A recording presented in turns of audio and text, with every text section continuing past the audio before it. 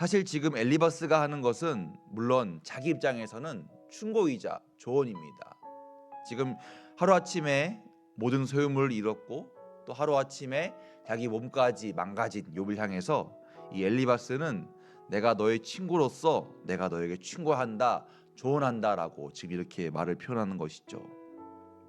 자, 그런데 내가 욥이라면 과연 이 말을 들을 수가 있을까요? 하루아침에 모든 것을 잃었는데 그 모든 것은 바로 너의 죄 때문이야 라는 이 친구의 말에, 그 말에 내가 과연 공감을 할 수 있을까요? 사실 욥의 입장에서 엘리바스의 이런 말은 마치 언어로 하는 폭력과도 같습니다. 예를 들어서 아이가 넘어졌을 때에 우리가 어떤 말을 할 수 있을까요? 보통 우리는 아이가 넘어질 때 두 가지 말을 합니다. 조심하지 그랬어. 왜 넘어지고 그렇게 칠칠맞게 그러는 거야가 있고요.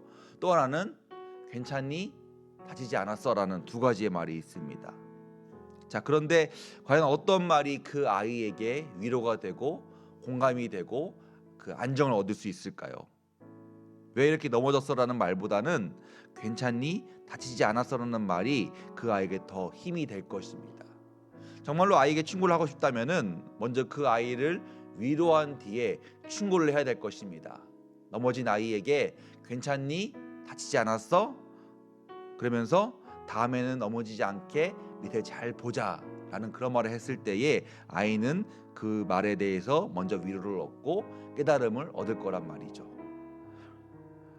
또 두 번째로, 암에 걸린 분에게 우리가 아유 암에 걸려서 어떻게 라는 말을 반복하기보다는 그 말보다, 그러니까 아파하는 그 병의 질환을 말하는 것보다는 그 암으로부터 회복할 수 있는 힘을 주고 조언을 주고 격려하는 것이 그 암 환자에게는 더 큰 힘이 된다는 것이죠.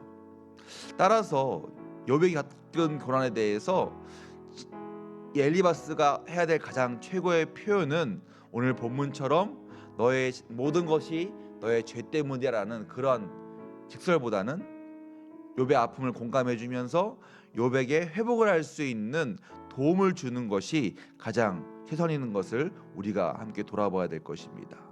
이 사건의 피해자는 누구입니까? 이 사건의 피해자는 바로 욥입니다. 이 사건의 범인은 누구입니까? 바로 사탄입니다. 자, 그런데 엘리바스는 계속해서 범인의 범행은 말하지 아니하고 오히려 피해자인 욥을 오히려 피의자로, 범인으로 지칭하면서 이렇게 지금 그는 계속해서 자기의 이야기를 하고 있습니다. 말씀을 묵상하면서 엘리바스가 과연 무엇을 잘못했는가라는 것을 보게 되었습니다. 왜냐하면 욥은 사실 이 재앙 가운데 이 재앙이, 이 고난이 그가 어떤 잘못으로 인한 고난이 아니라는 것을 말씀이 증언하고 있습니다.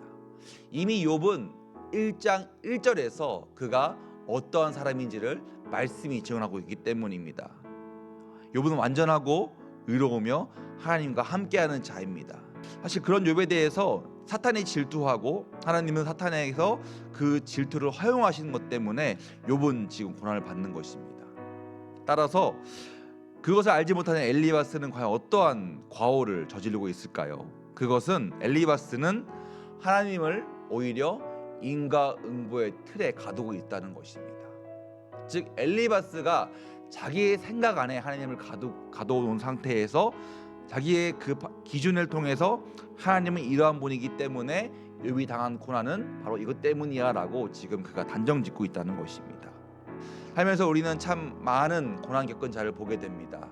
때로는 육신으로, 때로는 마음으로, 때로는 여러 가지 상황 속에서 고난 속에 있는 사람들을 바라보게 됩니다. 또한 고난 가운데 있는 이유는 참 다양합니다. 그런 상황 속에서 우리가 해야 될 것은 그를 향해서 참된 위로를 주고, 또한 그가 고난으로부터 회복할 수 있고 고난을 이길 수 있는 힘을 주는 것이 참된 위로자의 모습이라는 것을 우리가 기억해야 될 것입니다. 하나님께서 우리 교회를, 우리 그리스도를 이 땅에 보내신 이유가 무엇입니까? 고난받은 자에게, 우는 자에게 함께 울며 그들에게 위로를 주는 것이 또한 우리의 임무라는 것을 우리는 말씀을 통해서 기억해야 할 것입니다. 혹시나 나의 주변에 어떠한 사람이 고난 속에 있습니까?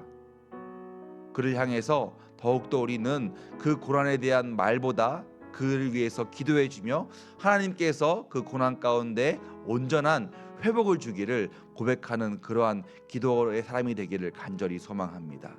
때로는 넘어진 자에게 왜 넘어졌어? 조심해야지라는 말도 있겠지만 넘어진 자에게 손을 내밀어서 그 사람을 세워줄 수 있는 또 그러한 위로가 되기를 간절히 소망합니다.